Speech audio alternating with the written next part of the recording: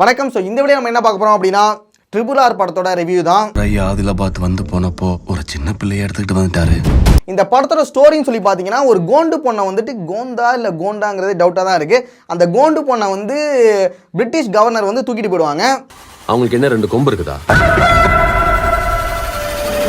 ஒரு காப்பா இருப்பான். அந்த பொண்ணை காப்பாற்றுறதுக்கு ஜூனியர் NTR வருவார். அதே போல பிரிட்டிஷ் கவர்மெண்ட்டை ஒர்க் பண்ற போலீஸ் ஆஃபீஸரா ராம் சரண் வருவாரு. ஒருத்த இருக்கா. அதுக்கப்புறம் இவங்களுக்குள்ள நடக்கிற அந்த ரணம், ரௌத்திரம், நட்பு, பாசம், இந்த நீர், நெருப்பு, ஆகாயம் அப்படி இப்படின்னு ஏதோ வரும். ஃபைனலாக அந்த பொண்ணை வந்து காப்பாற்றுறாங்களா, எப்படி காப்பாற்றுறாங்க அப்படிங்கிறதான் மீதி இருக்கிற ஸ்டோரி. பணம் நகை விட விலை உயர்ந்த உன் நட்பை எனக்கு போதும். கர்வத்தோட நான் மண்ணுக்குள்ள இருந்து போவேன். இந்த படத்தை பொறுத்த வரைக்கும் 2 மெயின் கேரக்டர்ஸ் இருக்காங்க. ஒன்று வந்து ராம் சரண், இன்னொருத்தர் வந்து ஜூனியர் NTR. இவங்க 2 பேரையுமே பர்ஃபெக்டாக பேலன்ஸ் பண்ணிடுறாங்க. மாஸ் சீனாக இருந்தாலும் சரி, ஆக்ஷன் சீனாக இருந்தாலும் சரி, எல்லாத்துலேயுமே படத்தை எந்த அளவுக்கு கவனிச்சாங்களோ இல்லையோ, அது வந்து இந்த பேலன்ஸ் வந்து மிஸ் ஆகக்கூடாதுங்கிறதுல ரொம்ப உழைச்சிருக்காங்க. உன்னை கைது செய்யற இந்த படத்தோட ஸ்டோரியாக இருக்கட்டும், ஸ்க்ரீன் பிளேவாக இருக்கட்டும், அதை விட இவங்க 2 பேருக்கும் அதிக அளவு முக்கியத்துவம் கொடுத்துருக்காங்க. அது பார்க்கும் போதே நல்லா தெரிஞ்சுது. ராம் சரணாக இருக்கட்டும், NTR ஆகட்டும், போட்டி போட்டுட்டு பர்ஃபார்மன்ஸ் கொடுத்துருக்காங்க. காட்டானை ஆட்டம் போகணும், எதிரில் வரவங்களை நசுக்கிட்டு போகணும். 2மே கிட்டத்தட்ட ஈக்குவலாக தான் வருது. ஃபிட்னஸாக இருக்கட்டும், டான்ஸாக இருக்கட்டும், எல்லா சீன்லையும் பக்கவாக சிறப்பாக பண்ணியிருக்காங்க. சந்தோஷமா செத்துடுவேன் மாமா. ஓவராலாக இவங்க 2 பேரையும் பார்க்கும்போது நல்லாவே பண்ணியிருக்காங்க. என்ன தப்பு பண்ணாலும் அழிஞ்சு போயிடுவாடா. ஃபர்ஸ்ட் இந்த படத்தில் என்னென்ன பாசிட்டிவாக இருக்குது அப்படிங்கிறது எனக்கு என்ன தோணுச்சோ அதை ஃபஸ்ட்டு சொல்லிடுறேன். இந்த படம் வந்து 1920 நடக்கிற ஒரு ஸ்டோரி. ஸோ இதோட ப்ரொடக்ஷன் டிசைன் வந்து ரொம்பவே நல்லா பண்ணிட்டாங்க. செட் ப்ராப்பர்ட்டிஸாக இருக்கட்டும், ஆர்ட் ஒர்க்காக இருக்கட்டும், அந்த காலத்துக்கு அப்படியே நம்மளை கொண்டு போயிடும். அந்த வகையில் எந்த ஒரு குறையும் வைக்கல. இந்த படத்தோட சினிமோட்டோகிராஃபர் வந்து KK செந்தில்குமார். அவர் தான் பாகுபலி படத்துக்கும் சினிமோட்டோகிராஃபி பண்ணியிருந்தாரு. ஸோ அவரோட சினிமோட்டோகிராஃபி ஒர்க்கும் இந்த படத்தில் ரொம்பவே நல்லா இருந்துச்சு. அதே போல் CG ஒர்க்ஸும் நல்லா தான் இருந்துச்சு.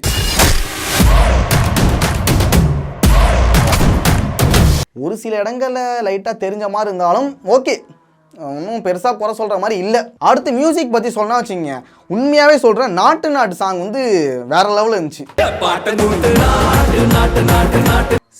அந்த சாங்கு ஏஞ்சி போய் ஆடலான்னு தோணுச்சு, ஆனால் ஆணி வச்சுருந்தாங்க.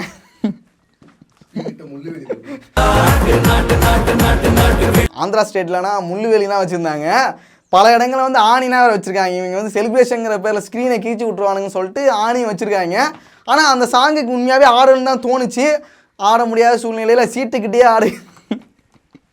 சீட்டில் உட்காந்து ஆடிக்கிட்டு இருக்கான் லூசு பைய. சரி, ஓகே, நல்லா என்ஜாய் பண்ணுற மாதிரி இருந்துச்சு. அந்த சாங்கில் 2 பேருமே சூப்பராக ஆடிருந்தாங்க. ஆனால் மற்ற சாங்ஸ் பொறுத்த வரைக்கும் எனக்கு வந்து அந்த அளவுக்கு கனெக்ட் ஆகலை. ஏன்டா இந்த இடத்துலலாம் சாங் போட்டுருக்காங்கன்னு சொல்லிட்டு தான் தோணுச்சு. ஒருவேளை அந்த சாங்ஸ் எல்லாத்தையும் ஃபஸ்ட் டைம் கேட்கறதுனால பிடிக்கலையா, இல்லை வந்து உண்மையாகவே சாங் நல்லா இல்லையாங்கிறது எனக்கு சொல்ல தெரியல. ஒருவேளை எனக்கு தான் கனெக்ட் ஆகலையா, அது வந்து சாங் பிடிக்கலையாங்கிறது தெரியல எனக்கு. என்னை விட்டு போவாதண்ணா, அம்மா நினைப்பாவே இருக்குண்ணா. அடுத்து இந்த படத்தோட ஒரு மிகப்பெரிய பாசிட்டிவ்னா என்ன தெரியுமா சொல்லுவேன், ஜூனியர் NTRோட ஒரு மாசின்னு ஒன்று வருங்க இன்டர்வல் சீனில். அந்த இன்டர்வல் சீன் வந்து சத்தியமாக வேற லெவலுங்க. நான் அந்த டிக்கெட்டை கொடுத்த காசுக்கு அந்த ஒரு சீன் ஒர்த்து நான் சொல்லிடுவேன். அஞ்சு நடுங்க இல்லை. அந்த ஒரு சீனை பார்த்தவர் ஓகேடா, இதுக்காக நம்ம ஒரு 150 ரூபா கொடுத்தமே பரவாயில்லடா, நல்லா இருக்குடா அப்படின்னு தோண வச்சுட்டு, நான் அந்த ஒரு சீன்லேயே போட்ட இன்வெஸ்ட் பண்ண அமௌண்ட் எல்லாத்தையும் நான் எடுத்துட்டேன். அதுக்கப்புறம் வர்றது எல்லாமே நமக்கு லாபம் தானே, கெயின் தானே. அப்புறம் இந்த படத்தில் வந்து எல்லா சீனுமே ஓரளவு ப்ரெடிக்ட் பண்ணுற மாதிரி தான் இருக்கும். சில சீன்கள் வந்து ட்விஸ்ட்டுங்கிறது பெருசாக எதிர்பார்க்க முடியாது. இந்த படத்தில் ஒரு நார்மல் ஸ்டோரி தான். அதில் கொஞ்சம் சில சீன்கள் வந்து இன்ட்ரெஸ்டிங்காக இருக்கும், சில சீன்கள் வந்து ஓரளவு கொஞ்சம் கம்மியாக இருக்கும். அப்படியே தான் போயிட்டுருக்கும் 3 மணி நேரமும். அடுத்து இந்த படத்தில் ஒரு முக்கியமான கேரக்டரில் வந்து அஜய் தேவ்கன் வருவார். யுத்தத்தை தேடிக்கிட்டு ஆயுதம் தனக்கு தானே வரும். அவர் ஏதோ கொஞ்சம் சீனாக வந்தாலுமே மனசில் நிற்கிற மாதிரி சில சீன்கள் கொடுத்துருக்காங்க. அடுத்து இந்த படத்தோட டிராபேக்ஸாக எனக்கு என்ன தோணுச்சுங்கிறத நான் சொல்லிடுறேன். ஃபர்ஸ்ட் விஷயம் என்னன்னா, இந்த படத்தில் வந்து பல இடங்களில் வந்து இங்கிலீஷில் பேசுவாங்க, ஹிந்தியில் பேசுவாங்க. அது எல்லாத்துக்குமே வந்து சரியாக சப்டைட்டில் கூட கொடுக்கவே இல்லை. அதுக்கு தமிழில் கூட டப் பண்ணியிருக்கலாம், அதுவுமே பண்ணவே இல்லை. ஆனால் ஒரு சில இடங்களில் இங்கிலீஷில் பேசுனதுக்கு வந்து டப் பண்ணியிருக்காங்க.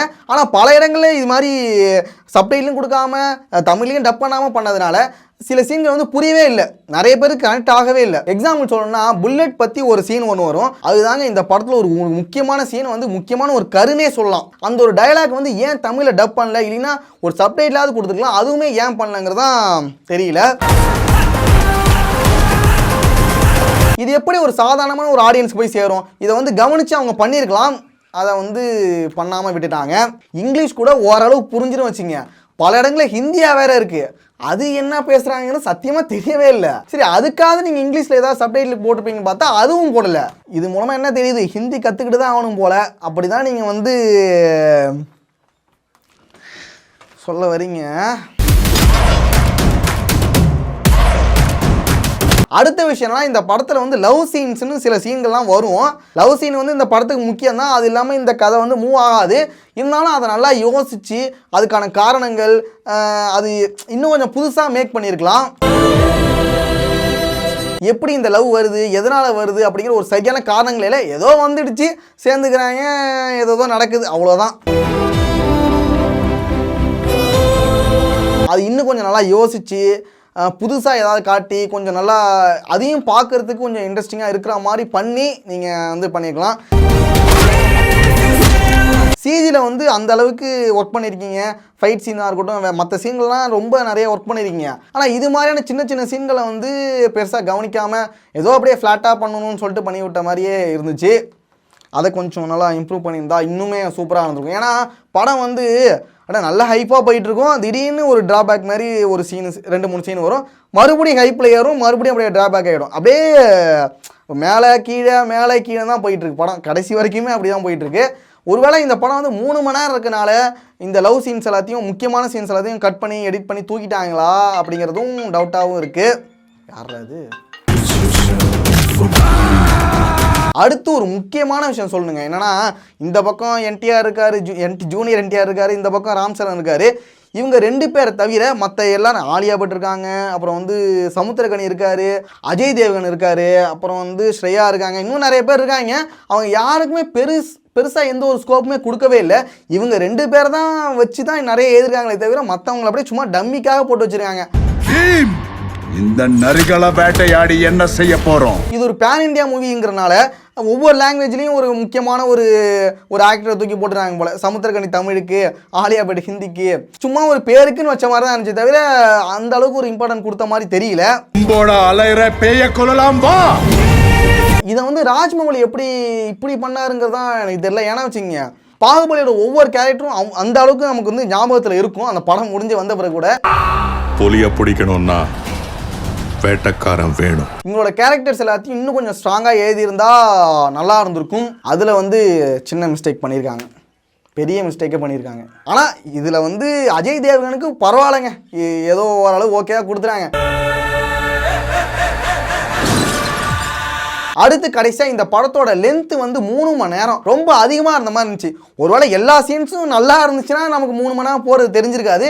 சில சீன்கள் கொஞ்சம் அங்கங்கே போர் அடித்த மாதிரி இருந்ததுனால 3 மணி நேரம் ரொம்ப அதிகமாக இருந்த மாதிரி தோணுச்சு. ஒரு 2.5 மணி நேரம் இருந்தால் படம் நல்லா இருந்துக்கண்டா அப்படின்னு கூட தோண வச்சுது. ஓவராலாக இந்த படத்தை பற்றி நம்ம சொல்லணும்னா வச்சுக்கோங்க, நீங்கள் வந்து இது சரியில்லை, அது சரியில்லை, இது நொட்டை, இது சொட்டை, அப்படி இப்படின்னு நிறைய கண்டுபிடிக்க நினச்சிட்டு நீங்கள் போனீங்கன்னா இது வந்து உங்களுக்கு ஒரு மொக்க படமாக இல்லை ஒரு ஆவரேஜான ஒரு படமாக கூட தோணலாம். ஏன்னா நீங்கள் பாகுபலினா நினச்சிட்டு போனீங்கன்னா இது ஒரு ஆவரேஜான ஒரு படம். அதே ஓகேடா, நான் என்ஜாய் பண்ணுறா, கொடுத்த காசுக்கு ஒர்த்தாக இருக்கும்டா, நல்லா இருக்கணும், ஒரு என்ஜாய் பண்ணுற மாதிரி ஒரு மூடில் போனீங்கன்னா உண்மையாகவே இந்த படம் வந்து நல்லா தாங்க இருக்கும், ஒரு நல்ல படம் தான். இப்போ ரீசனாக வந்து படங்களை கம்பேர் பண்ணும்போது இது ஓகே தான், சூப்பர் படம் தான் சொல்லலாம். அப்படி தான் எனக்கு தோணுச்சு. நீங்கள் பார்த்துட்டு உங்களோட கமெண்ட்ஸை நீங்கள் சொல்லுங்கள். வெயில் தாங்க முடியல, சீக்கிரமாக வீடியோ முடிச்சுக்கிறேன்.